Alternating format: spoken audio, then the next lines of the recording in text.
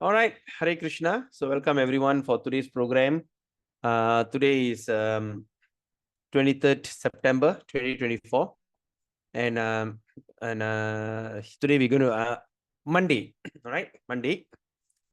So today we're going to discuss on that chapter 15, which is going to be a very interesting chapter. So as our ritual, before we start our program, let's offer our obeisances and gratitude to all our spiritual masters, preceptors, that made today's program possible. All right. So let's offer our gratitude in form of prayer. Om Ajnanatimirandasya Gyananjana Shalakaya Chakshurunmilitam Yena Tasme Sri Guruve Namaha Sri Chaitanya Manobistam Stapidam Yena Bhutale Swayam Rupa Kadamayam Dadati Swapadantikam Vandeham Sri Guru Sri Uttapada Kamalam Sri Gurun Vaishnavamscha Sri Rupam Sagarajadam Shahagana Raghunathan Vidam Tam Sajivam Satvaitam Savaduta Parijana Saitam Krishna Chaitanya Devam Sri Radha Krishna Padan Sahagana Lalita Shri Vishakan Vidamscha He Krishna Karuna Sindhu Dina Bandho Jagatpate Gopesha Gopika Kanta Radha Kanta Namostute Tapta Kanchana Gaurangi Radhe Vrindavaneshwari Vrishabhanustude Devi Pranamami Hari Priye Nama Om Vishnu Padaya Krishna Prishtaya Bhutale Srimadi Jayapataka Swami Niti Namine Namacharya Padaya Nitai Kripa Pradayine Gaurakada Damadaya Nagaragrama Tarine Nama Om Vishnu Padaya Krishna Prishtaya Bhutale Srimadi Bhakti Vedanta Swami Niti Namine Namaste Saraswati Devi Gauravani Pracharine Nirvishesha Shunyavadi Pasa Charistarine Nama Om Vishnu Padaya Krishna Prishtaya Bhutale Srimadi Bhakti Siddhanta Saraswati Namine Shri Varshabhana Vidavidayitaye Kripataye Krishna Sambandha Vignanadaine Prabhave Namaha Madhuryojwala Premadya Shri Rupanuga Bhaktira Shri Gaura Karuna Shakti Vigrahaya Namastute Namaste Gauravani Shri Murtaye Dinatarini Rupanuga Viruddha Pasidanta Dvanta Harine Namo Gaura Kishoraya Sakshat Vairagya Murtaye Vipralambara Sambodhe Padambu Jayate Namaha Namo Bhakti Vinodaya Sachidananda Namine Gaura Shakti Sarupaya Rupanuga Virayate Gaura Virbhava Bhumestvam Nidasa Sajjana Priya Vaishnava Sarubhauma Sri Jagannataya Te Namaha Vanchakalpatarubhescha Kripa Sindhubheva Cha Paditanam Pavinibhyo Vaishnavebhayo Namo Namaha Jai Shri Krishna Chaitanya Prabhu Nityananda Shri Advaita Gadadhara Shiva Shri Gaura Bhakta Vrinda Hare Krishna Krishna Krishna Hare Hare Hare Rama Rama Rama Hare Hare Hare Krishna Krishna Krishna Hare Hare Hare Rama Rama Rama Hare Hare Hare Krishna Krishna Krishna Hare Hare Hare Rama Rama Rama Hare Hare Om Namo Bhagavate Vasudevaya Om Namo Bhagavate Vasudevaya Om Namo Bhagavate Vasudevaya Narayanam Namaskritya Naram Chaiva Narottamam Devim Saraswatim Vyasam Tato Jayamudiraye Nasta Prayesu Abhadresu Nityam Bhagavata Sevaya Bhagavate Uttama Shloke Bhaktir Bhavati Naishtiki Hari Om Tatsat Hare Krishna.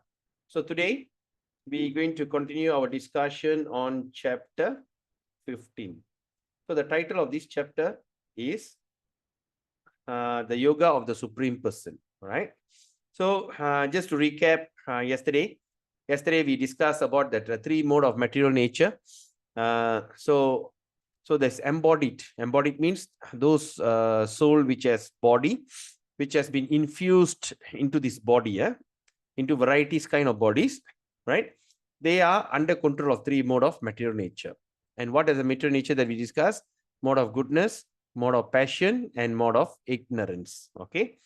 So we are neutral person, and once we born into this world, it depends on what nature that we take birth from, and we act according to the nature.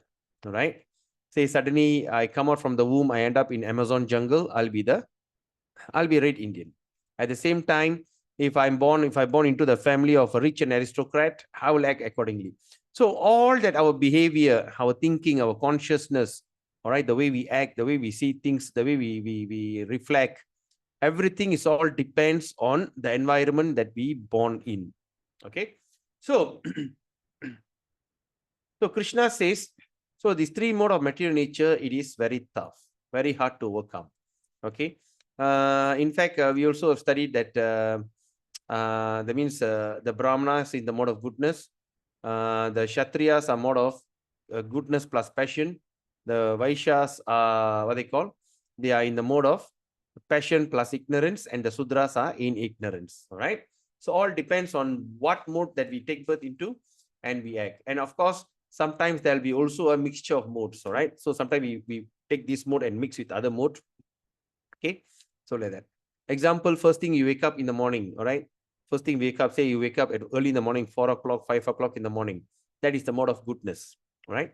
You won't be very aggressive at that particular time. All right. You won't be very aggressive. But after that, when the sun rises, when you go to work, okay, the time it comes mode of passion. That time you'll be aggressive, going to work, dealing with this conflict resolution, traveling, driving, sometimes honking, shouting on the road. So like that, we are all included into all these kind of things. Okay. Then when night comes, all right, when the night comes, usually people will be in the mode of ignorance, all right, because that's when people start to settle down. They'll be like a slumber. They'll be lazy. They just like to take their time. They'll be like resting. That eventually they go to bed, right? So that's a three modes, even on a daily life. That's why when you see all the pubs, all the discotheque, and all these things, it's only come alive at night, okay? Because that's a time the people in mode of ignorance will be very excited, okay? So that is a mixture of mood in our daily life. So today that then also Lord Krishna explains what these modes are and how they act upon us, and how one transcends. One transcends means how they can overcome it. Okay. And the symptoms of one who has attained the transcendental state. So when you look at the symptoms, we had around, I think we have spoke about 19 symptoms. All right, renunciation, these, that. So it looks like, hey, how can it be possible?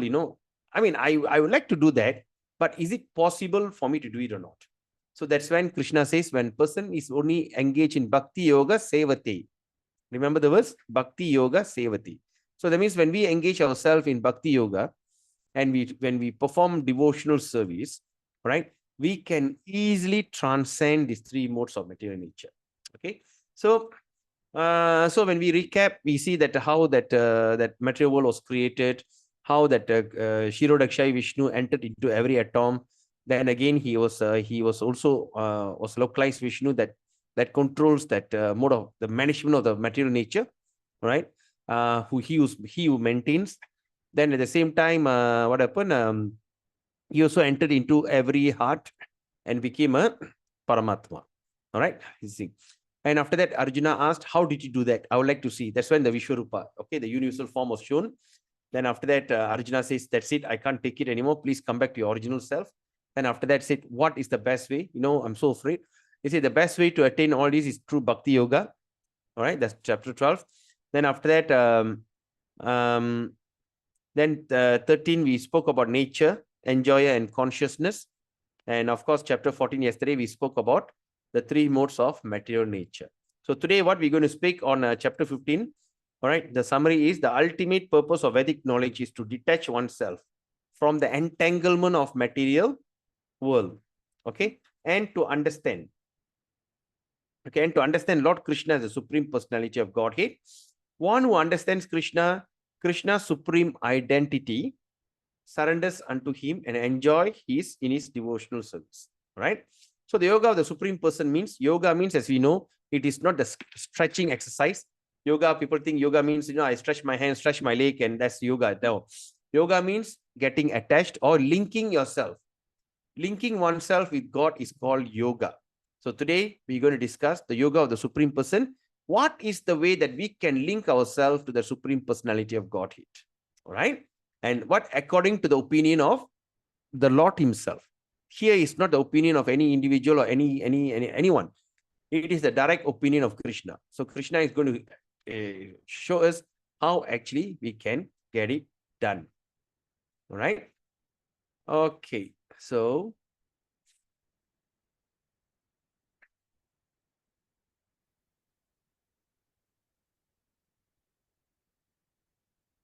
all right. So ISKCON Bhakti Yoga Center, First Garden Bhakti Yoga Center, with collaboration with ISKCON Malaysia, proudly presents Gita Gyan, the essence of Bhagavad Gita, chapter 15. Let's take darshan from the such a beautiful deity, Sri Sri Nitai Gauranga. Jai. Om Mahavadanyaya Krishna Prema Pradayate Krishnaya Krishna Chaitanya Gauratise Namaha. And look at the deity. How beautiful are they? This is quite unique actually. Right? Some people say we are an idol worshipper. Okay. So Krishna is omnipotent, omnipresent. So he came in this world. He came in the form of deity.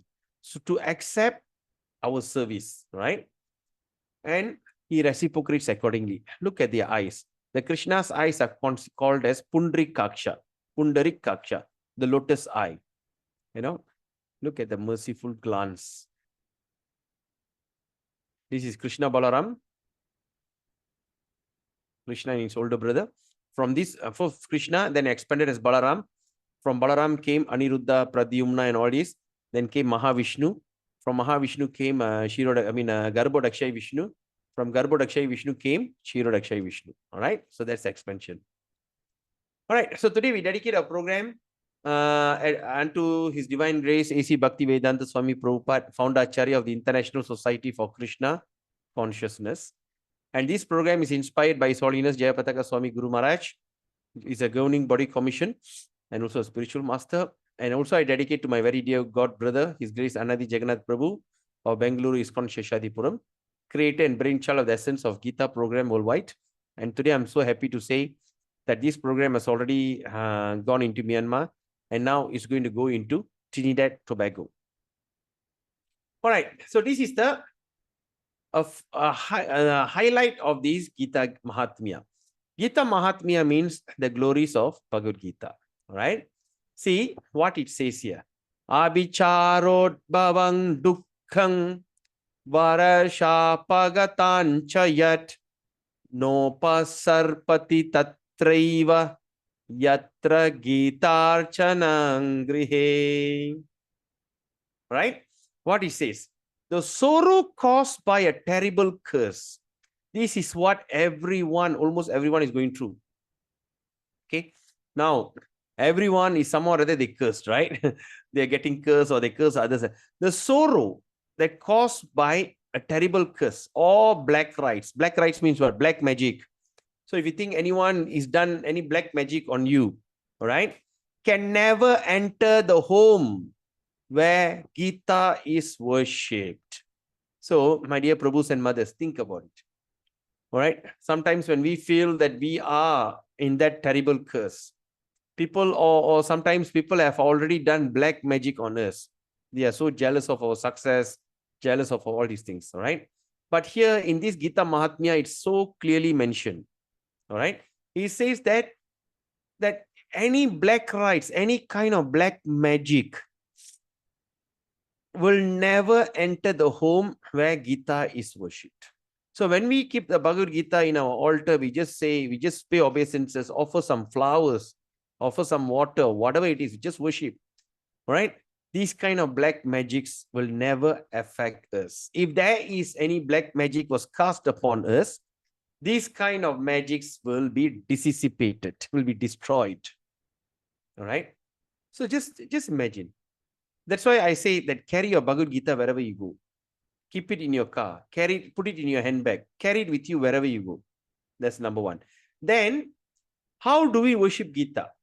We put in the altar, of course, just to pay respect and obeisances. But the way that we worship Gita is by reading it.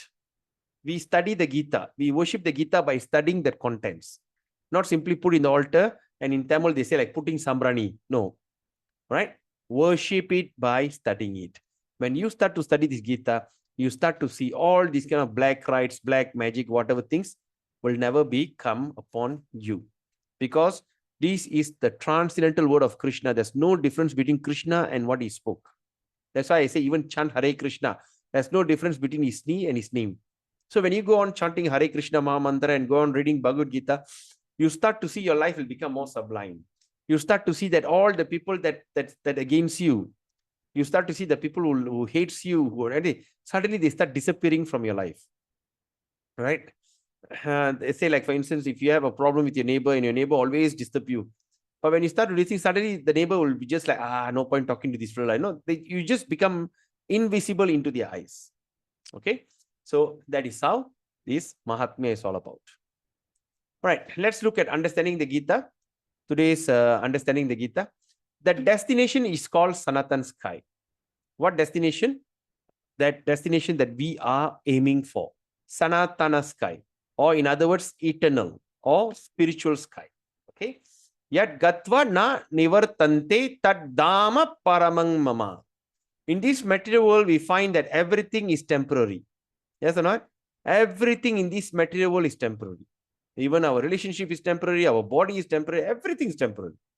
It comes into being, stays some time, produces some byproduct, dwindles, and then vanishes. What does that mean? So once we come into being, we born, then after that we produce some byproduct, we produce our children for future this thing, then our body start dwindling, right? And then we vanishes, everything, right? This is the law of the material world. Whether we use as an example this body or a piece of fruit or anything, but beyond this temporary world, there is another world which we have, of which we have information. That world consists of another nature, which is Sanatana or eternal. The Jiva is also described as Sanatan, eternal, and the Lord is also described as Sanatan in the 11th chapter. We have an intimate relationship with the Lord, and because we are all qualitatively one, by quality we are all one. The Sanatan Dhamma or the sky, the Sanatan Supreme Personality and the Sanatan living entities. That means the sky and the Supreme Personality and the living entities, right? The whole purpose of Bhagavad Gita, this is something that we should understand. The whole purpose of Bhagavad Gita is to revive our Sanatan occupation, right? So as I said, explain to you, revival means to bring back, to remind ourselves again, right? Which is the eternal occupation of the living entity. Okay, it's an eternal occupation. We are temporarily engaged in different activities. All right, all that engagement, even say if you work with the government or you work with it, even how high flying you are, you will be forced to retire. All right. So we are all engaged. So all the things that we are doing is only temporary. Our job, everything is only temporary because one day you have to retire. Right? In different activities. But all of these activities can be purified. Even though it's temporary, even though sometimes that we're doing is something which is not important, something which is mundane. All right. All can be purified when we give up all these temporary activities and take up the activities which is prescribed by the Supreme Lord. And that is called our pure life. Let's look at chapter 15, the yoga of the Supreme Person. 15.1. Shri Bhagavan Vacha Urdhva Adashakam Ashvatang Prahur Avyayam Chandang Siyashya Parnani Yastang Veda Saveda Vid. What it says here? Okay, it says here, the Supreme Personality of Godhead said, it is said there is an imperishable banyan tree. You know, the banyan tree is a tree that, the banyan, huge tree, right? Is imperishable. That means there's a banyan tree that can never be destroyed. That has its roots upwards and its branches down. That means that banyan tree got a root upwards. The root is up, and the tree and the branch, everything is down. That means terbalik. Okay. And his branches down. And whose leaves are the Vedic hymns. One who knows these trees know of the Vedas.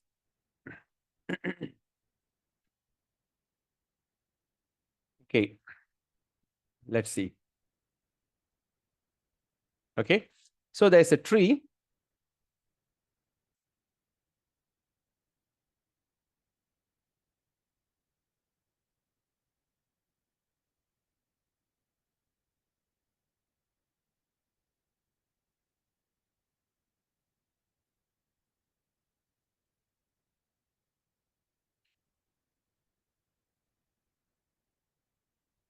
All right. So something like this. Okay.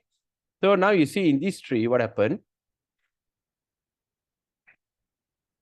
In this tree, it has this is the leaves.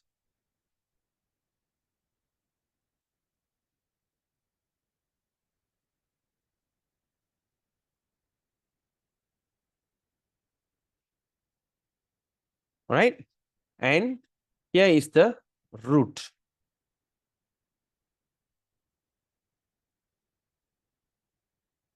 Okay. And this is the root. So this is the root and this is the tree. So the tree is upside down. All right. So when you look at this tree is upside down, that means what it says, that is said that there's an imperishable banyan tree that is roots upwards and the branches down. Okay. And whose leaves are the Vedic hymns. So when you look at all the leaves here are called the Vedic hymns. Okay. And one who knows this tree is know of Vedas. What does that mean? See, like for instance, in this Vedic, in this tree, there are many branches. 1, 2, 3, 4, 5. That means many branches. These many branches are called many division of Vedas. All right. And even from many faith, like either like a Christian, like Muslim or whatever, Judaism and all this. So there are so many branches. All right. And every leaf here is called the Vedic hymns. All that mantra that glorifies. See, when you look at all the Vedas, there is a Vedic hymns. All right. And in this tree, and when you look at this, the root is upward. So that means all the things that we are performing here, it goes to the root. And who is that root? The root is actually the Lord Krishna. Okay. So when you look at the sample here, there are so many trees and everything, but all this is a trunk is Lord Brahma. Everything is go towards the root, which is Lord Krishna. And if one who understands this tree is considered, he is the knower of the Vedas. Okay. Vaishnava Kripa Prabhu, are you happy with this?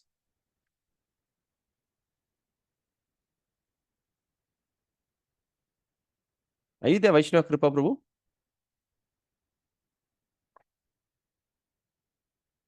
Okay, I think it's not around. Okay. Now, there's 15.1. Now, let's look at 15.2. Imperishable banyan tree. The banyan tree is something very unique, right?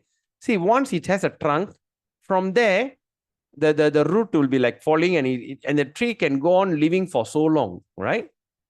Okay. So the leaves are the Vedic hymns, the root bound to the fruitive activities, and of course, the fruits, results of activities, twigs are sense object.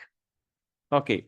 That's another way of also to understand this is when you look at the tree, okay, when you look at this tree here, and there the tree is upside down, which we call it as the what? Shadow.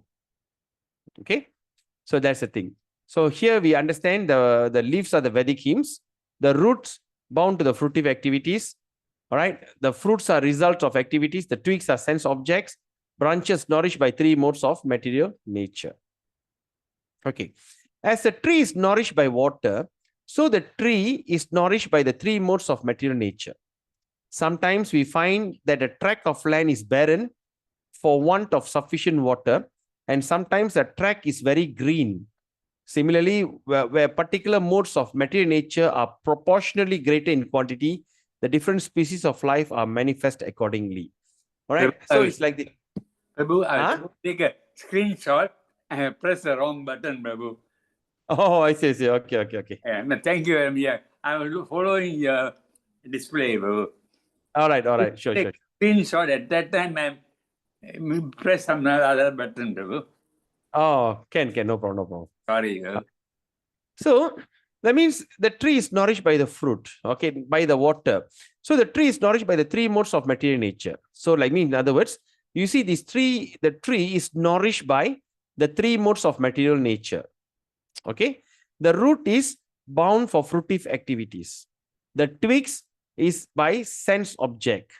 The fruits is the result of activities.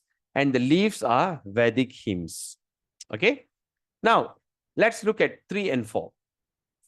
Na rupam ashe tato palabhyate Nanto na chadirna sa cha sampratista ashvatam enam suviruddha moolam asanga shastrena drdena chitva tata padang tat parimargitavyam yasmin gata na nivartanti bhuyah tam eva chadyam purusham prapatye yata pravirti prarasta purani.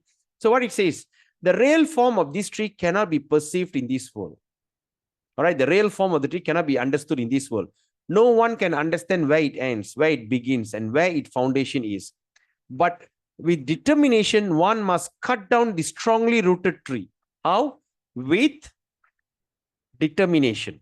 Through the determination, one must cut down the strongly rooted tree with the weapon of detachment. Thereafter, one must seek that place from which, having gone, one will never return.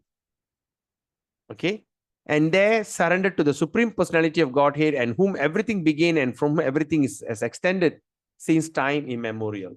So when you see, the trees are deeply rooted. Okay? When you look at this, okay. Now, when you look at this situation here, this tree,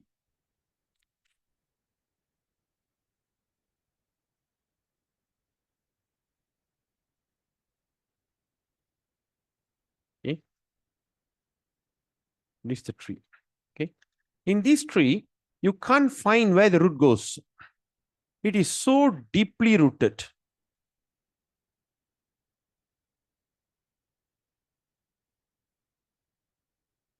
Okay, so deeply rooted because all this thing was nourished from the day that we have fallen into this place since time immemorial.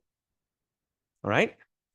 So, and now here, when we look at all this, all right, the twigs,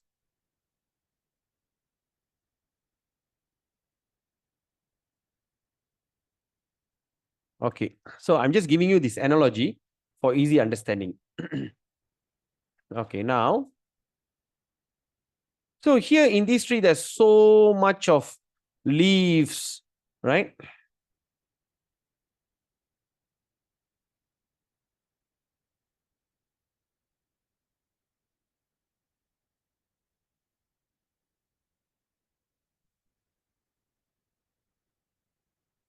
All right, so much of leaves. And also in between, there are so much of fruits. There are lots of fruits here. Are you all following me on this?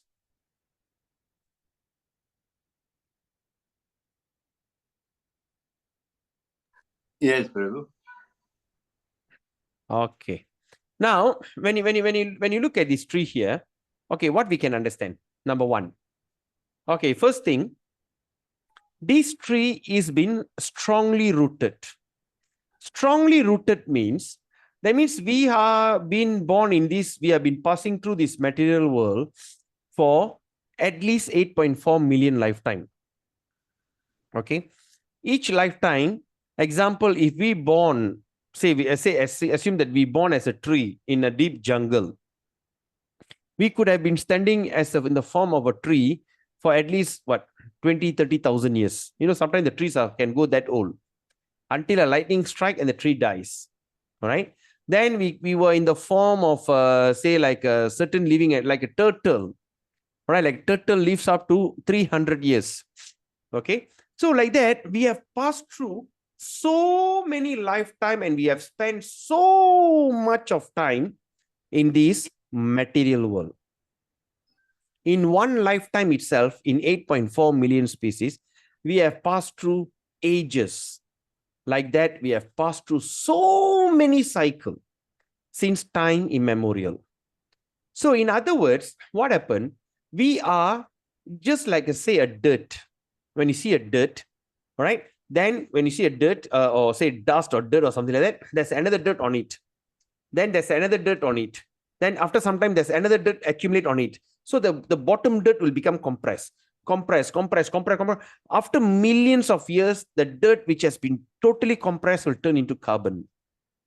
Right? It become carbonized. And after millions of years of compression, the carbon will turn into diamond. And once the carbon turns into diamond, there's no way you can destroy it. Because diamond, you cannot cut. You need to take a diamond to cut a diamond, the hardest rock. All right. Like that, since time immemorial, we have been very, very deeply rooted in this material world. Okay. So when we were deeply rooted here, okay, and what happened? We have so many twigs. We have so many branches. So we have been born from one species of life to jump to another species of life, go to another species. So we are just jumping from one branch to another branch. Okay. And sometimes this is the leaves, is the Vedic hymns, which is materially motivated. So we are just trying to follow one spiritual thing. And in between, that's the fruits. That's the fruits we are enjoying and suffering accordingly. So this is so deeply rooted, and this tree, which is like a banyan tree, is so thick and this thing, right? So we couldn't, what do you call? Kill it. That means we have turned into a diamond. We can never be cut. All right. So what is that? What they call the food for the tree? What is that food? All right. It's by 3. Number 1, in mode of goodness. Right. Number 2, I just put yellow as goodness. This is mode of passion, number 8. And of course, number 3, the third thing is mode of darkness, which is black. So we are in these 3 mode of material nature, is the one that nourishes the tree. The fertilizer that makes the tree's leaves very, very, very healthy. It nourishing the tree, these 3 mode of material nature. And the more that we have the root. So this is the root is so hard, so distinct. So what did Krishna says? So Krishna says this tree is like, or looks like almost impossible to be uprooted. But he says the real form of this tree cannot be perceived, cannot be understood in this material world, because it's huge and you have gone through so many. And no one can understand this, where it ends. It's that deep rooted. All right. But Krishna says with determination. All right. So Ashvata enam su viruddha moolam. Moolam means the root. Right. Asanga shastrena. So he said, with determination, one must cut down the strongly rooted tree with weapon of detachment. So with a weapon of detachment, we have to cut it down. All right. So how to go about it? This is what we're going to speak. This topic Krishna is going to explain. How are we going to cut down this strongly rooted tree once and for all? Palm, all destroyed. Everything is destroyed. All right. So any questions? You understand the concept?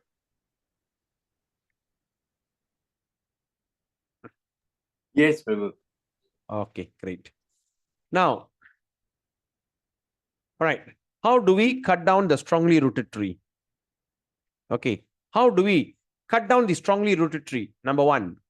Okay. How? With the weapon of detachment. Okay. We have to do it with the weapon of detachment.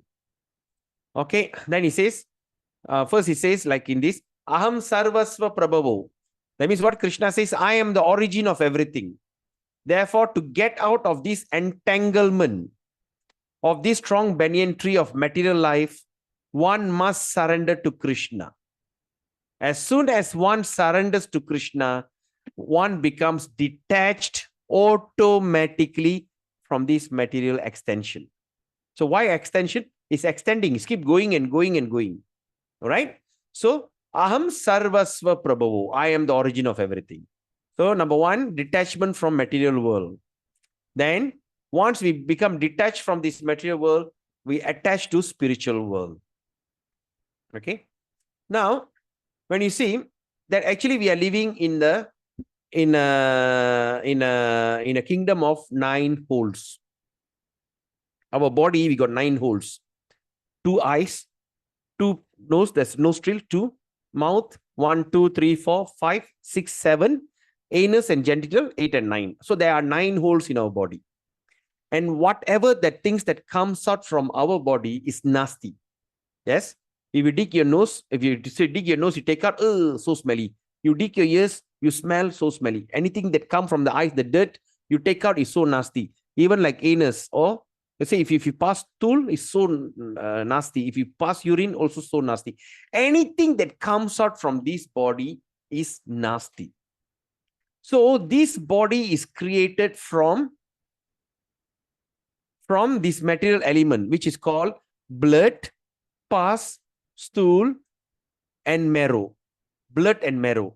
So anything that inside this body is very nasty. Imagine if you don't brush your teeth and you go out, how terrible your mouth will smell. All right. So then this body is wrapped by a nice packing. It is just like sometimes when people carry fish, they put it in a plastic bag so nicely, the smell don't go out. So the body is like a plastic bag. So we are created in this plastic, so nothing oozes out from here. Nothing comes out from here that make people like smelly. It's wrapped, plastically wrapped. Right? Then inside this nasty preparation, which is made of these 5 material elements, air, water, ether. What is air? Air is in between your lungs. Water is around your body. Ether, ether is solar plexus in between. Air, water. Water is your blood and stream. Air, water, ether. Fire. Fire in your stomach. Fire of digestion. Air, water, ether, fire. Earth. Earth is the whole body. I mean, everything is made of earth. So it's all this through these 5 combination. Right? And equipped with the senses like eyes, ears, nose, which is very imperfect, which doesn't function well. That's why we all are wearing glasses. As we get older, we cannot hear properly. We cannot, all the senses will start to dwindle. Right? So in this package, we are the pure soul infused into that. We were put into that. That's why we call as embodied. Why we were given this body? So this body is meant to live in this planet. Similarly, if you take a birth into if you become a fish, you will change the body that fits to live in the water. All right, the body that fits to live in water, breathe in water. All right, you're given a fin. You're given a fin, and you don't blink. You're given eyes that you cannot blink, right? Because a fish basically don't sleep, right? It just like eyes seems to be open. How terrible! So like that, we are all given the body according to the modes and the environment that we are going to stay. Okay. So what happened? So in this nasty body, how are we going to practice bhakti? Okay. Excuse me. In this nasty body, how are we going to practice bhakti? How is the way that we're going to practice bhakti? All right. So that's what Krishna gave a fantastic opportunity. Right. What we're going to do, we simply get detached from this material world. And how the detachment from material world? By engaging whatever things that you have to the service of Krishna. Yukta Vairagya. Okay. Your intelligence, your knowledge, whatever talents you may have, just utilize it for Krishna. Or at least chanting Hare Krishna. So when you become detached from this material world, what is the next step? You cannot be detached from everything. Like some people say, I want to detach from this world. So they go to one place. Example, they go to one old folks home. Sometimes people get very angry with the children. They detach from the family. They go and stay in old folks home. So when the children come and call, Daddy, don't like this, come back. No, I'm not going to come. Why? Because he's attached to the old folks home. So when there is one detachment, there should be one attachment. You cannot be fully detached from everything. Even the place that you're sitting, you're attached. Oh, okay, I want to be detached from this world. I go into the forest. So you choose very nice tree and you sit under the tree. You get attached to the tree. Because when people call you, you don't want to go. When people come and disturb you, this is my area. I am sitting and meditating. This is my area. That means there is attachment. So once we become detached from this material world, the next step is we have to be attached to spiritual world. All right. So how are we going to do it? So by consciously, when we start to change our mind, even though we are living in this nasty preparation, all right, in the kingdom of 9 holes, which is made from pus, stool, marrow, blood, blood, pus, stool, and fat, right? Which is made of all this very terrible element, which is made of this 5 material element. Even in this preparation, you are given a chance that you can simply change your consciousness. Even the nasty thing, you can get attached to spiritual world, right? So let's look at the understanding the source. So understanding the source. This is what just now, when I first started, I spoke about this. Actually, I supposed to say about that, but come here, but I was terbalik. So now let's look at like example, the family tree. When you look at the family tree, the tree is upside down. Yes or not? I'm here and my wife, and who's my grandfather, who's my, okay, my mother's side, my father's side, and go up, and find out who is the ultimate person up there. All right, that is the root. So similarly, when we are in this deeply rooted tree, so we are all moving from here and here, and all these Vedic different tweaks and this thing is all different way of life, and all the all varieties of species. So like that, we are in all that leaves are Vedic hymns. So all our prayers are basically all goes to the trunk and ends in Krishna, which is the ultimate source. Okay. Yet one has to find out the cause. I am the son of my father. My father is the son of such and such a person, etc. By searching in this way, one comes to Brahma. So when we start to search this way, we come to Brahma, who is Pitamaha, who is the real creator, who is generated by who? Garbho Dakshai Vishnu. Can you explain? Anyone can tell me what is Garbho Dakshai Vishnu? The creative Vishnu avatar. Huh? The material Vishnu avatar. The creative Vishnu avatars. Where does he stay? He says in the Garbho Dakshai ocean. Excellent. No, he is Garbho Dakshai Vishnu.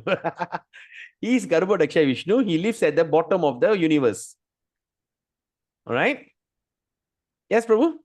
Yeah, Prabhu. And where that bubble came from? From Karana Vishnu, Prabhu. Fantastic. So it comes from Karana Dakshai Vishnu. We go into Garbho Dakshai. So once we start to look for our root cause, we find Brahma. And from Brahma is generated by Garbho Dakshai. Right? Finally, in this way, when one reaches the Supreme Personality of God, that means from Garbho Dakshai, we look further, we come to who, Prabhu?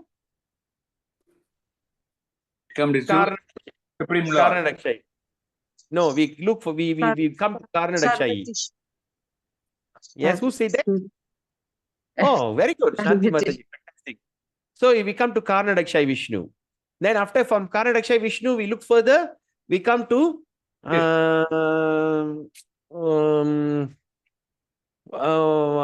Krishna, give me the memory. Vasudeva. Ananta Shesha. Yeah, after Ananda Shesha and all this, we come to Vasudeva. And we go behind, we look for Pradyumna. Then we go behind, we see 4. There's 1, 2, 3, 4 is Aniruddha. And after Aniruddha, we see what they call, we go further searching, we come to Balaram. And from Balaram, we will find Sri Krishna, the Supreme Personality of Godhead, the original.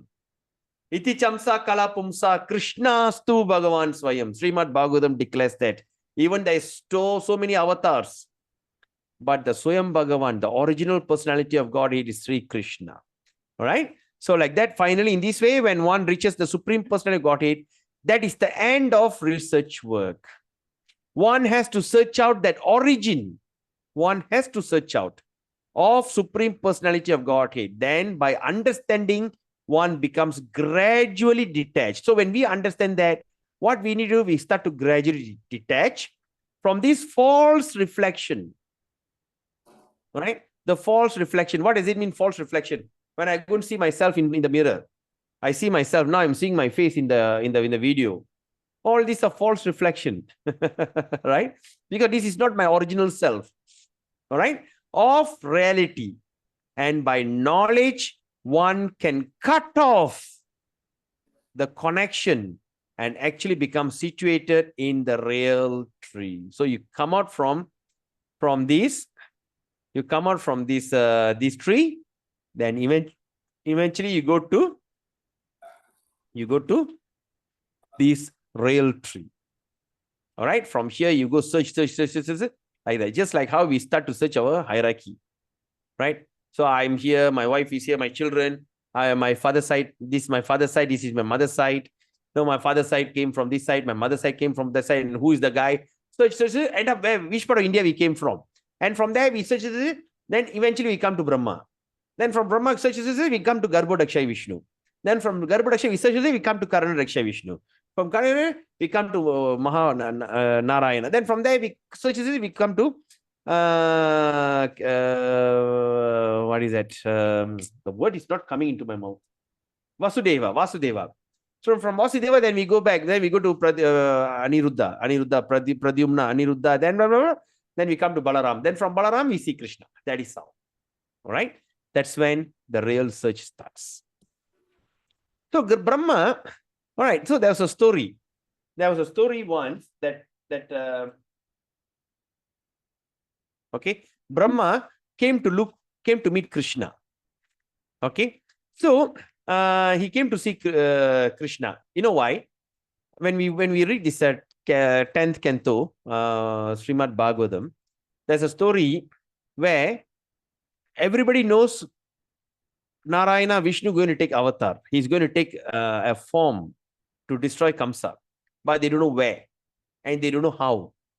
Because all the while, what experience do they have? They see Krishna appearing from the pillar, like Narasimha Dvir come from a pillar, or came from nowhere like Varaha avatar, or Matsya avatar, or Parashurama avatar. All that they've seen like so many ways. Or they went in search for a human being. Is there any king like Ram avatar? You know, they least expected. All right. So they were searching. Suddenly this Brahma saw this young boy, looks so handsome, so beautiful, so attractive. And he has thousands of cows he's rearing. And even the cows look so divine. Along with all these boyfriends, all the boys, it's a village mate, Gopals. Enjoying, playing the fruit and everything. Then he started to wonder, who is this boy? Can this be Krishna? Can this be the one that avatar? Cannot. How? Because I know he came as a king. He come from the pillar. He break from the pillar. He do all these things, but not as a baby boy, not as a young boy. Cannot. So anyway, he was so doubtful. You know what he did? He kidnapped all his cows along with his friends. When he came and searched, Krishna came and says, "Hey, Gopal, hey, Madhumangal, where are you? Hey, my cow, where are you?" He couldn't find because all were kidnapped by Brahma and kept it in one place. All were in slumber, sleeping. Then Krishna understood, oh, Brahma, you did this thing. Never mind. So what he did, he expanded into the same amount of cows and same amount of friends, and he happily went back to village. So once he went back to Vrindavan, Gokul, right? When he went to Gokula, suddenly all the boys went back to their home. When the parents start to greet the boys, the parents start to feel some kind of different feeling. Why I touch my son, I feel a kind of transcendental bliss. Why my son looks so different? Why? I mean, they could, because that's Krishna's expansion actually, but they thought that is the son. So after they went back, then after some time, Brahma came back. Yes, after some time, he came out. I want to see what's happening. He came back, he got a shock. Huh? What happened? All the boys I kidnapped and put inside. Who are they? Then he went back to the place that he kidnapped and put them to sleep. You see, the boys are still there. And that's when Brahma realizes, oh, Krishna actually came as a cowherd boy. Right? So then, bewildered. Then after that, Brahma was so bewildered. He returned back all these things and he wanted to come and see Krishna. Okay, he wanted to come and meet Krishna. Okay. So when he wanted to meet Krishna, then what happened? That Brahma came and Krishna was happily lying down after lunch, or just happily sleeping, taking a nap. So his friend Madhumangal was there, and he went and asked. He saw that four-headed person. He said, "Hey, you, what are you doing here?" He said, "No, I came to see Krishna." Krishna, he's taking a nap. No, I would like to see him. I said, "All right. So who are you?" I'm Brahma. Okay, wait. I'm going to ask him whether he want to see you or not. So the Madhu Mangal will go and type Krishna. Hey, Krishna, Krishna. Yes, Krishna will be like, yes. There's one guy called Brahma, want to come and see you. Brahma? Which Brahma is that? Okay. And Madhu Mangal went back to Brahma and said, which Brahma are you? And Brahma got a shock of his life. What do you mean, which Brahma? I am the only Brahma. I say, but he's asking which Brahma are you? You don't know who are you. He say, which Brahma are you? Well, Chaturmukhi. That means I'm the four-headed Brahma. Four-headed Brahma. Then he went back to Krishna. He says, Krishna, this guy with four head is here. That Brahma. Okay, ask him to come. When that Brahma went, right, and came to see Krishna, and Krishna says, hey, Brahma, how are you? And Brahma says, well, Krishna, well, I am good. But before that, I would like to ask you a question. Yes, what is that?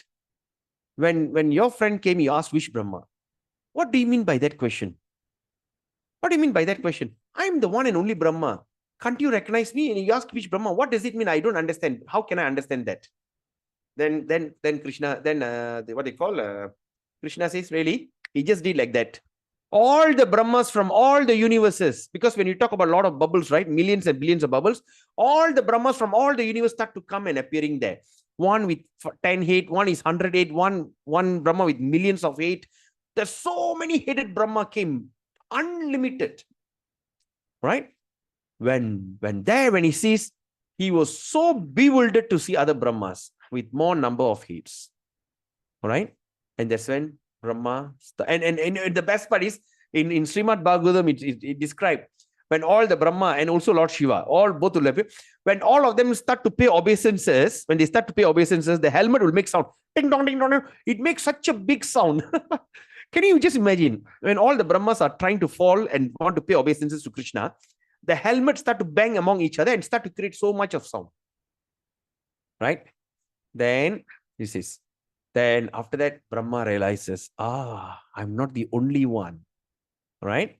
So that's when he start to, after that, of course, he start to compose this called Brahma Samhita, one of the oldest Purana. One of the division of the Vedas, we call Brahma Samhita. He says, Krishna, who is known as Govinda, is a supreme Godhead. He has an eternal, blissful spiritual body. He is the origin of all. He has no other origin, and he is the prime cause of all causes. Ishvara Parama Krishna, Sachidananda Vigraha, Anadir Adir Govinda, Sarvakarana Karanam. All right? So that is how Brahma came to see Krishna and start to, I understand. All right? So now, let's jump to 15:7. And it's already 28. Shall we take a short break? This is going to be another interesting part. We take a short break. Is it okay? Okay. Yes, Prabhu.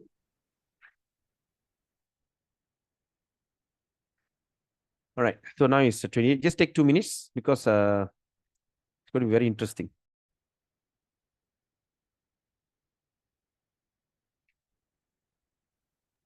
Yes. All right. So now we understood. Okay, that. Now let's look at 15:7. Mamai vangso jiva loke jiva bhuta sanatana mana shashtani indriyani prakriti stani karshati. All right. What it says here. All right. He says, the living entities in this conditioned world are my eternal fragmental part. So that means, what does it mean by eternal fragmental part? It's just like the fire and the spark, or the ocean and the drop of seawater. It's a fragmental part of that ocean or fragmental part of that fire. So similarly, we as a living entity, we are also the fragmental part of Krishna. Due to conditioned life. So because we are conditioned, what is the conditioning that we are here? So I'm Indian, I'm Chinese, I'm Malaysian, I'm this, I am that. So much of conditioning, right? They are struggling very hard with 6 senses, which include the mind. So example, look at this, all right? You see the 5 forces here are considered like the 5 senses or indriyas. The tongue, hand, touch, smell, hearing, and sight, right? And they are all running. And what instigates them to run? And accordingly, the mind controls. The rope here we call the rein, R-R-E-I-G-N, rein, right? So the rein, they are holding. So what happened? The rein is the one who hit the thing to go faster or control the thing to go slower. So the rein is the one that instigate all that senses to go fast, to go haywire. And what controls, what gives the thing? Higher intellect, buddhi, the intelligent. Okay, the intelligent is trying to hold the rein, but the mind is controlling the senses. And consciousness, the Atma or the soul, are sitting there helplessly watching. So what happened when all these horses run haywire? It eventually come to that place, the ditch, there's a hill, there's a ditch, it'll all fall into the ditch, right? So they say due to conditioned life, they are struggling very hard with the six senses, which includes the mind. 8 to 9. Shri Bhagavan Vacha Shariram Yat Avapnoti Yachapi Uktaramatishvaraha Gritvaitani Sangyati Vayur Gandan Ivashayat Strotram Chakshus Prashanam Cha Rasanam Granam Evacha Adistaya Manaschayang Vishayan Upasevate. The living entity in this material world carries its different conception of life. Okay, again, the living entity in this material world carries different conception of life from one body to another, as the air carries aroma. So when you see there's a flower, when the air carries that aroma, so it all depends. When the nearer one will get a better smell and it goes, it carries. Okay, it flies. So that means we are always a different conception, right? When we are born in a human being, we have one conception. When we born into a life of an animal, we have a different conception. Like that, we keep having many conception of life. Okay. Example, even in human body, Indian have one conception of life, Chinese have one conception, the Malays, the Westerners, all even in human being, when we are in different colorly or we born in a different environment, we also have different conception of life. All right. Thus, it takes one kind of body and again quits to take another. So like that, when you have different conception of life, he takes one kind of body, then again he quits the body and take another. So we have keep on taking body. All right. It's not that we take a break. Okay, then from a human being, then suddenly I become a dog, then suddenly I become a cat, then suddenly I become a pig, then suddenly I become a horse, then I come back to the human form. Like that, we are keep taking body after quitting one. Then, Strotram Chaksus Parshanam Cha Rashanam Granam Evacha. The living entity thus taking another gross body. The living entity thus taking another gross body. Gross means they're made of material body, right? Obtains a certain type of ear, eye, tongue, nose, and sense of touch. What does that mean? So when we take different types of body, we are given a certain types of ears, eyes, tongue, nose, and sense of touch. Example, if I take a body of a dog, what happened?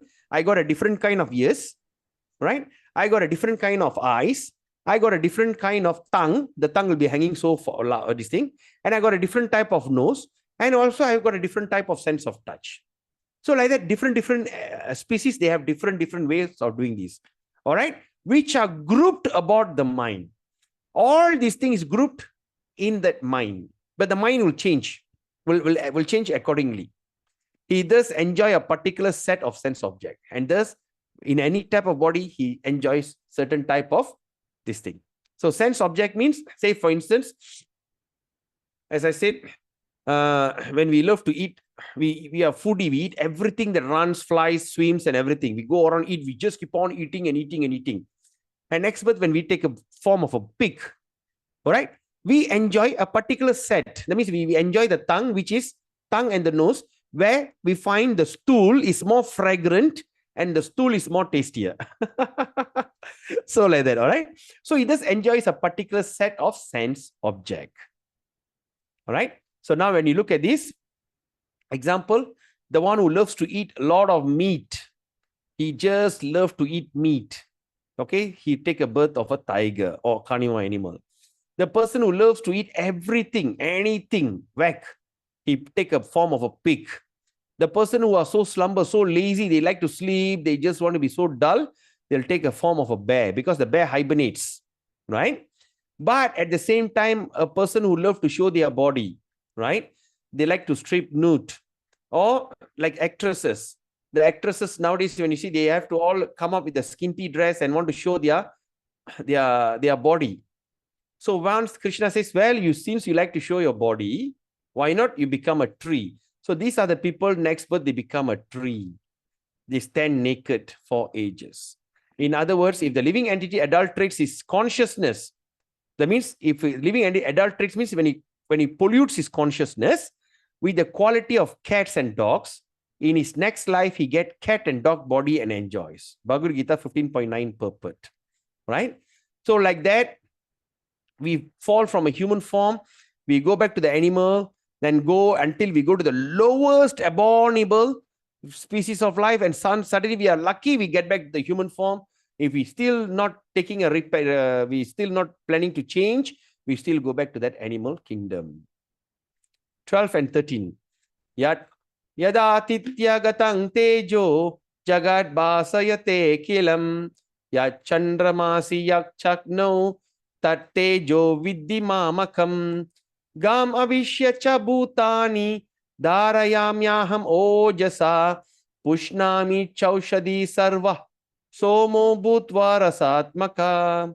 The splendor of the sun which dissipates the darkness of the whole world. Right? When the sun rises, all the darkness disappears, comes from me, Krishna said.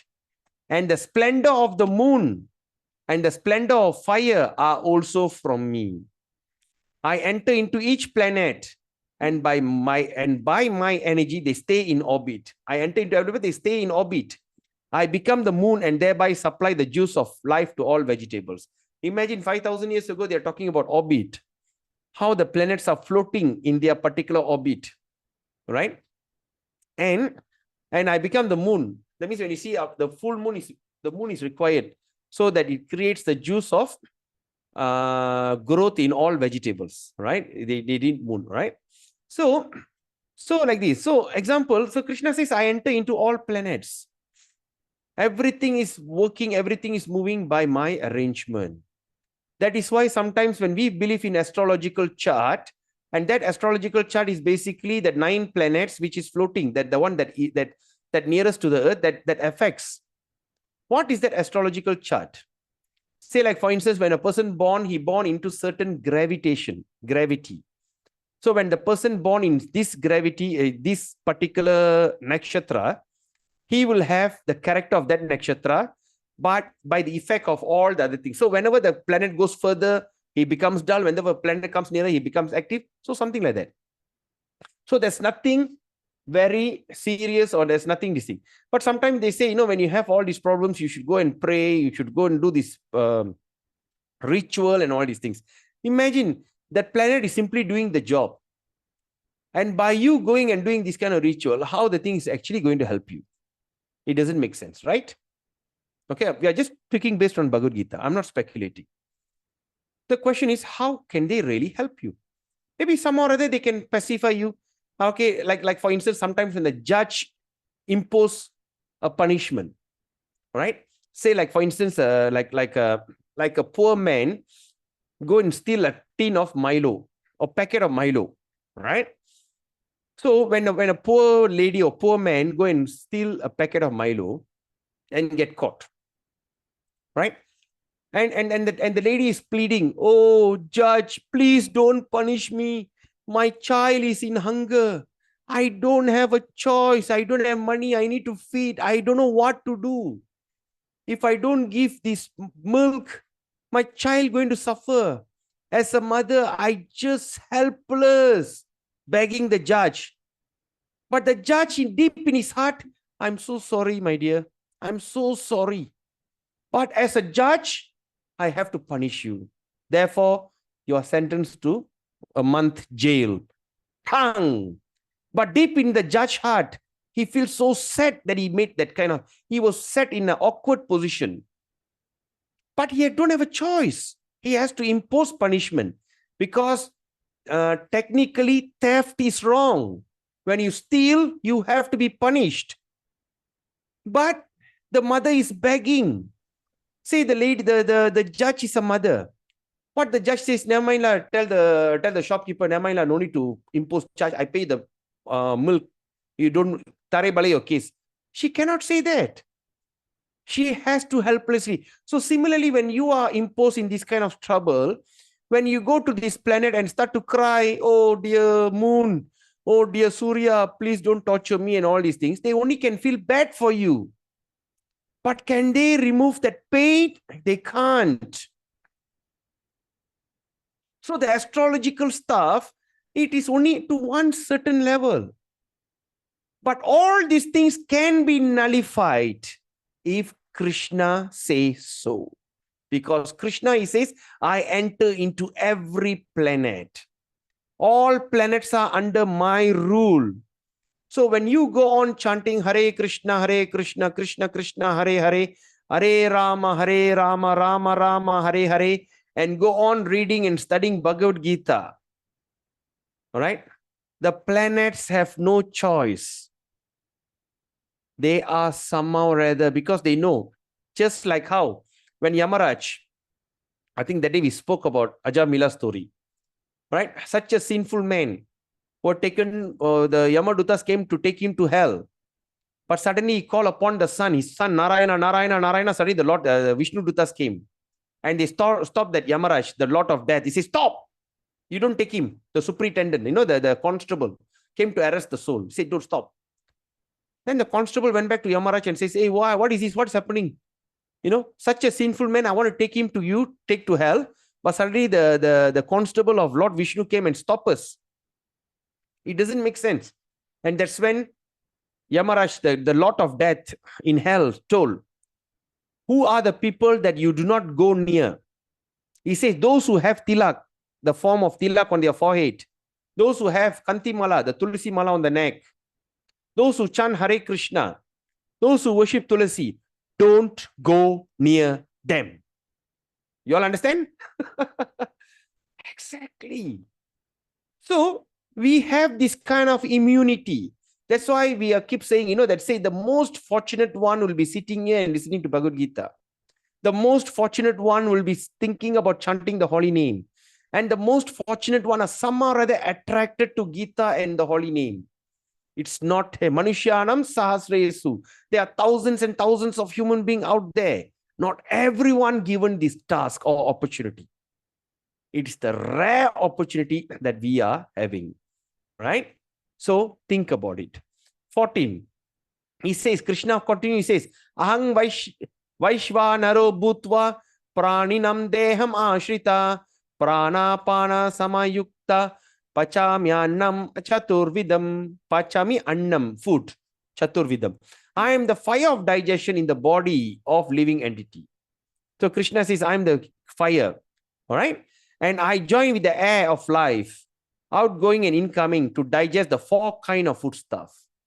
Right? So he says, I am the distinct. And how the digestion happened? Through the fire and also through the breathing in and out. Okay?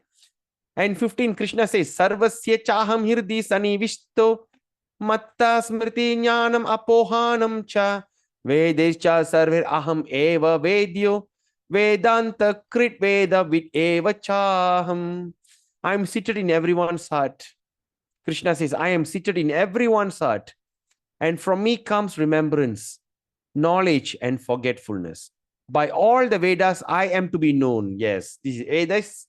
Vedas just sarver aham. Aham means me. Eva vedyo. That means in all Vedas, I am to be known. Indeed, I am the compiler of the Vedanta, and I am the knower of the Vedas. Okay.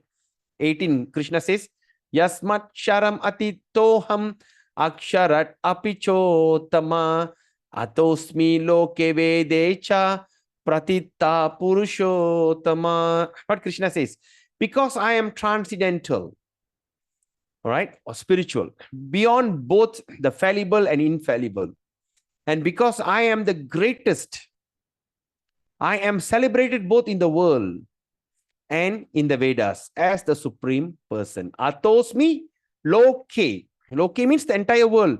Vede, and also in Vedas. Cha. What? Pratita, worshipped as Purushottama, the supreme person. Right?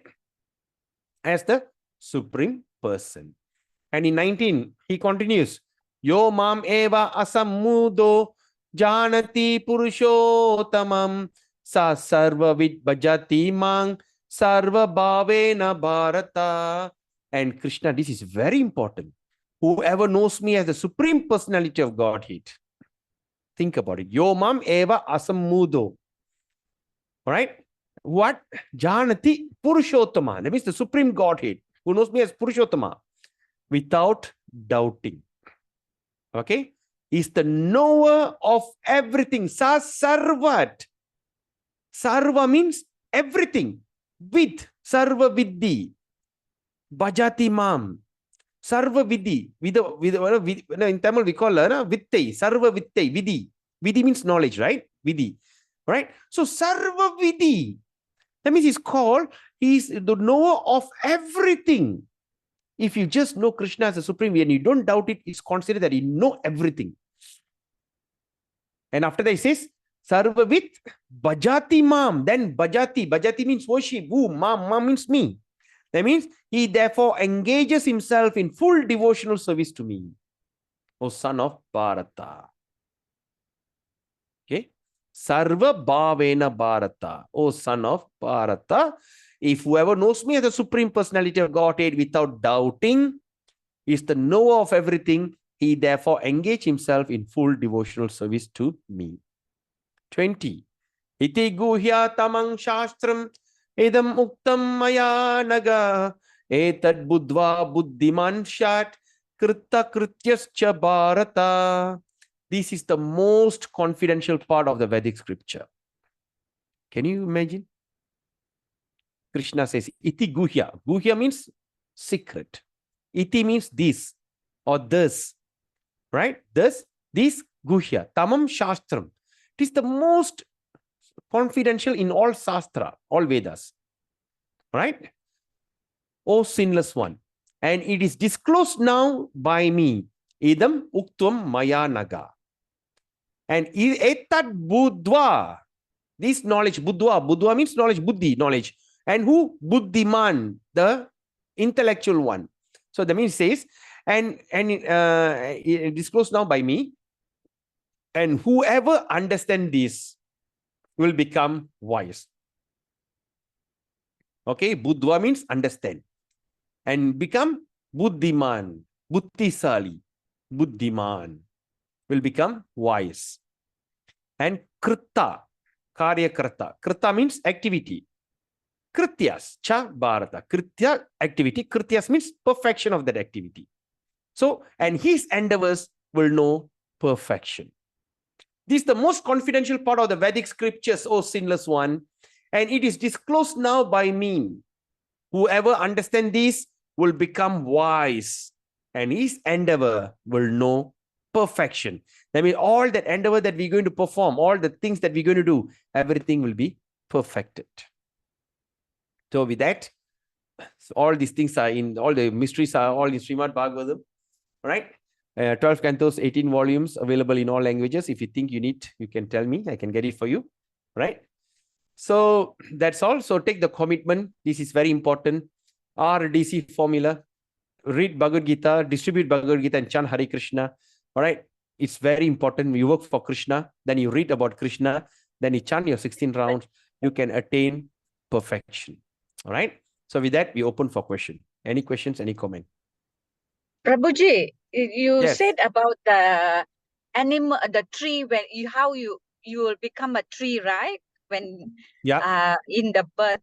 So when you keep the pets, you know, dogs and cats, what about that? You become a dog and cat. That's what she want. Yeah, What your is daughter it? answered that. Your daughter's already answered that. I heard her. So she wanted to know that, you know, when you were telling. It's very simple. That's why we always discourage when you having, get attached. no, always we discourage having pet. See, pet are very cute. Oh, Cat are very cute. Birds are very cute. Everything is cute. All right. But the problem is yes.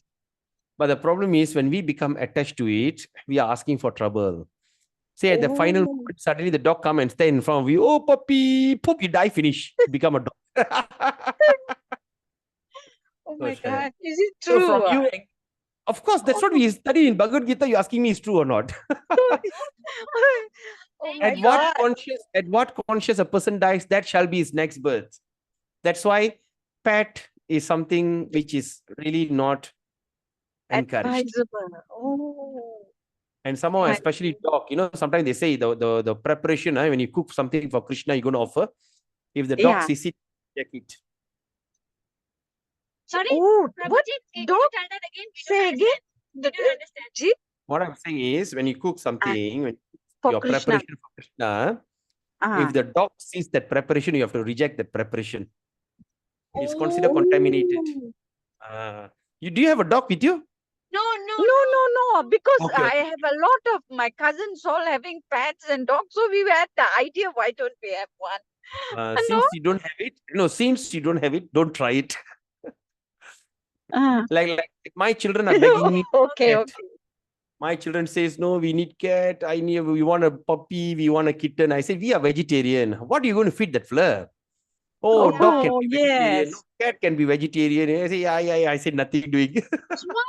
Small time I had property. Oh, okay. Full time is okay lah, but of course. Okay. But Okay. but of course that is what is understood.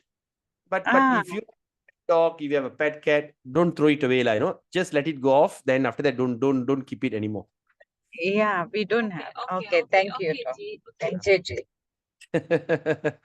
I hope people don't get upset with me. This is a very sensitive when people ask about pet. Because I need to speak as it is. Okay, any other questions? This is chapter 15 is amazing, right? It's very assuring. All right. So since we are, that means in other words, since we are coming from chapter 1, we are evolving. So we are coming to the level of taking this bhakti very seriously, and Krishna started to give serious this thing. And when you look at Bhagavad Gita, it says it is worth practicing bhakti, right? It is worth it because the Supreme Personality is saying that all these things. So that means, in other words, if you have a chance of owning a Bhagavad Gita, if you have chance to read Bhagavad Gita, if you have some kind of slight attraction to chanting the holy name, imagine the amount of auspicious, it's so rare opportunity, right? And not only that, there's another assuring things is when the Bhagavad Gita is kept in the house, we do not need to worry about any kind of black magic. Nothing can come near you, right? Even that's why I said that I did a Ghostbuster job, right? I went to the house with the haunted, that one particular room. I just went there, I just read some book. I just want to test. I was so curious. Hey, does it really work or not? Is it true what it says? And it was true. And after that, they start to call me for further this thing. I said, no, I'm not a Ghostbuster. I'm not a G Boomba, right? I just this thing. So, and also what we understood that we also reflect what Brahma says, and also this about that astrological stuff, just like how the judge is imposing the law, right? The judge knows that you are so helpless. You need to steal that milk. You need to rob. You go to the shopping center. You just steal a packet of milk just to feed your child who are crying in hunger. Right? Like recently in Malaysia, right? There's one story, right? Last Deepavali, there's one Indian lady who was cleaner. She went and stole a pencil box. Have you heard about that? And she was saved by a Malay lawyer. Yeah, bro. So she was saved. Now a lawyer, bro. Yeah. So suddenly, when after 20 plus years, suddenly a young lawyer went and approached that senior Malay lawyer, and he says, "Hello, sir." He immediately he said, "Can I give?" He said, "Do you know me?" I said, "No, who are you?" "I'm the one that you saved 20 years ago when my mother stole a pencil box. My mom stole a pencil box because I need a pencil box because I did very well. She promised me. She can't afford it. She stole a pencil box and you saved her. You went all out to save her. And of course, even the fine, the lawyer went around, with the hat asking for all chip in, paid the fine. extra, give it to her and say, never mind, just give this to your son and everything. Right? So like that. So what I'm saying is, when we go to the court of law, when the judge sees, the judge doesn't see that you are in pain, you are extremely poor, you are in hunger, your child at home is crying, she can't see all that. What she say, you are at fault, therefore you have to be punished. But after she imposed the punishment, deep in her heart, she feels so much pain. Maybe she come back home, she couldn't sleep that night. She might tell the husband, tell the children, what a terrible thing happened today. A poor mother coming and crying and begging, but I need to put her behind bars because she stole a packet of milk. Such an unfair world. She should be attached. The same thing like this, same story, right?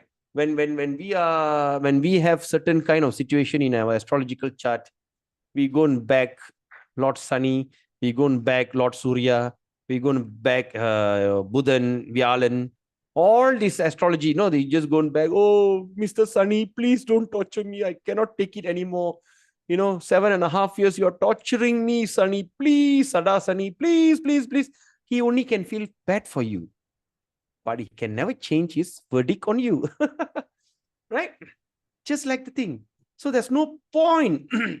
Good, this thing, Navagraha Homam, Navagraha Shanti. Some or other, you just can make them, yes, I pacify a little bit. But, right? But what are you going to do? It's just like sometimes you're in a prison. Suddenly all the prisoners get together and they tell the warden, Mr. Warden, and all the staff, why not today we cook a feast and I give you a feast for you. So really, why? No, suddenly, we just feel like, you're such a nice person, you're such a nice warden, and all that officers around, the prison officers are so nice. So we all just want to show our gratitude. We all thought we just want to cook something and give you, right? Just want to throw a feast for you. And the warden says, okay, go ahead. So all that the prisoners go and cook some nice chapati, nice sabji, nice this, nice samosa, right? And gulab jan and all these fantastic feast, 16 items. And put all the wardens and all the, what they call all the prison officers, put big banana leaf and give them a big feast. And after they eat so nicely and they said, oh my God, Mr. Prisoner, you are such a great cook. I'm so happy for you. But does that mean he's going to let you out? Does that mean, oh, you're such a nice person, now you get out from the prison? No. He can feel nice. He can feel, oh, I'm so happy and everything. He can be little favorable to you. But you still have to serve that prison sentence. You cannot say, oh, since I do all this, can I just go for a week parole? I just want to go and see my baby, my wife, my children, just say hi to them. Nothing doing. You are in the prison. Therefore, you remain in that prison. Even so how the judge who always takes care of traffic problems now, in America. A judge called Caprio, I think. Caprio. He passed. He's so nice. He can forgive everybody, bro. No, that is traffic summon, Prabhu. That is traffic summon. I mean, people. The money I got to pay is more than my routine, bro. Yeah. The traffic summon all he can forgive, but somebody rob something, they kill something, of course, that's different. The Caprio, yeah, I used to watch that. And a traffic offense more or less the same. Yeah, because that one we see, it's people donate money. Yeah. People send money to him. So he keep the money, utilize the money. It's not that he forgive them. He said, I got the money, I pay for you. Now you go. No, right? They have fun. From the same officers in the court, they have fun. Yeah, that's the thing. That's what I'm saying. In fact, it is a live telecast, that drama also they get paid and everything. Yeah. So what I'm saying is, so like that, that once you are punished, you're born into this world is a place of punishment. So when we born under a certain planetary, what they call influence, right? Like say like I'm Dhanusu Rasi, Dhanus, okay? Sagittarius. So that means my body is Sagittarius. Rasi. The Rasi means nakshatra. The nakshatra is my mind. And Lakna is my soul. How am I going to leave this world? So the body is Rasi, your nakshatra is your mind, your Lakna is your soul. So this is how we're going to say. So So when I born into this certain kind of influence and everything, so when there's certain transit, certain times you see, I will suffer accordingly. No, I suffer or I enjoy, right? So what I'm trying to say is, from wasting our time, getting opinion from all this kind of astrological chart and everything, simply surrender to Krishna, read Bhagavad Gita, and chant Hare Krishna. Nothing in these three worlds can affect you. If at all something that is happening, maybe that is what Krishna's will. But in Krishna's service, everything ends happily. It's all happy ending, right? Like when I was a businessman, I was made my millions and everything. At the age of 33, when I lost everything, when I was declared bankrupt, I couldn't understand. I was cursing Krishna. Why? I should have prayed to somebody else. No, I should be a millionaire. But why? But now I start to realize, yes, all my cousins, all involved in business, they look terrible. Right? Krishna is providing. Krishna will definitely provide. Have faith in him. That's what Krishna is keep saying. Not be doubtful. Don't doubt me. He said, Krishna says, don't doubt. You surrender to me without and you have no doubt on me, you will achieve. All right. Let's contemplate on this verse again. This is something, even if you want, please take a snapshot. Current slide. Right. Okay. Okay. Let's look at 15:19. Please take snapshot. Any one of you got a camera, you want to take a snapshot, take, or if you have a Bhagavad Gita, please mark this verse. Yo mam evam asammudo janati purushottamam sa sarvavit bhajati mang sarva bhavena bharata. Whoever knows me as a supreme personality of Godhead. Number one. Number two, how you can know him? Without doubting. All right? Is the knower of everything. Okay? He therefore engaged himself in full devotional service to me. And then also take this 15:20. Also, please snapshot. Iti guhya. Guhya means confidential. Tamang shastram. Edamuktam maya naga. Etat budva buddhiman shat. Krita krityascha bharata. This is the most confidential part of the Vedic scripture. Can you imagine? This is the most confidential. Chapter 15, when you go through, it's most confidential. And Krishna says, oh sinless one, it is disclosed now by me. That means Krishna has disclosed this to you. So many people have signed up for this program. But how many of you end up here? Maybe Krishna wanted you to understand this subject. And Krishna says, whoever understands this will become wise. And his endeavors will know perfection. So please do me a favor. Chapter 15 only has 20 verses. All right? Chapter 15 only has 20 verses. Please, before you go to bed, please read chapter 20 in this thing. I think it's going to take you maybe another 1 hour. Yes, only 20 verses, yes.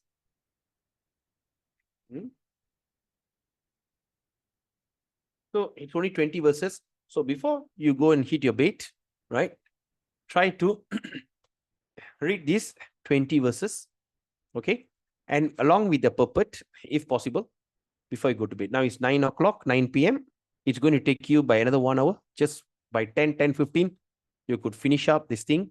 With that meditation, go to sleep. And you start to see how much your life is transformed. Okay? Any other questions?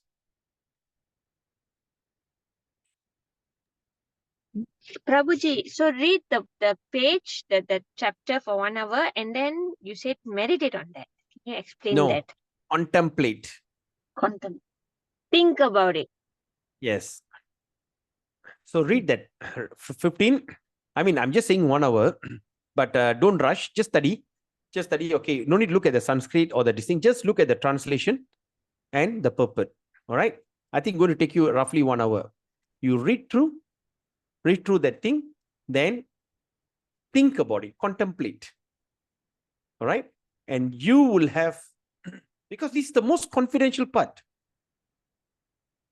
Okay. Chapter 15, chapter, the last. Yeah, God. Chapter 15. Chapter 15. Hare Krishna, Prabhu. Yes, Prabhu, Hare Krishna. I just want to make sure that this it considered the most confidential based on which assumption of the knowledge. All the Vedas. Oh, by all Vedas I'm to be known. Yes. Okay. No, all Vedas is to be known. But what Krishna says here, that's the confidential part that you should, that will be revealed to you. Okay. Say like, okay, what Krishna says here. So he says, this is the most confidential part of the Vedic scripture. So when you look at all the Vedic scriptures, they have some, this is the most confidential, right? And it's disclosed now by me. So now Krishna says, I have now revealed it to you. And he says, whoever understands this will become wise. And his endeavors will know perfection.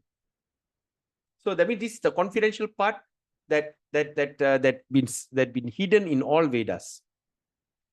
And Krishna summarized it in 20 verses. Okay, Prabhu? Yes, thank you, Prabhu. Yeah.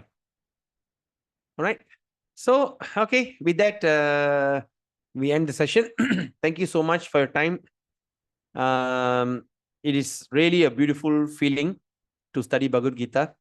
And the next class starting on the 7th, please introduce your friends, you know, and also you all please still join back. Please join in. The more that we speak about Bhagavad Gita, the more we feel very enlightened, very peace of mind. We feel very good feeling, right?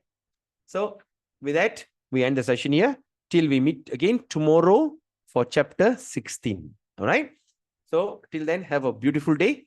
Vancha kalpatarubhyascha kripa sindhubhyevacha Paditanam pavinebhyo Vaishnavebhyo namo namaha. Hare Krishna. Hare Krishna, Prabhu. Hare Krishna. Gauranga. Hare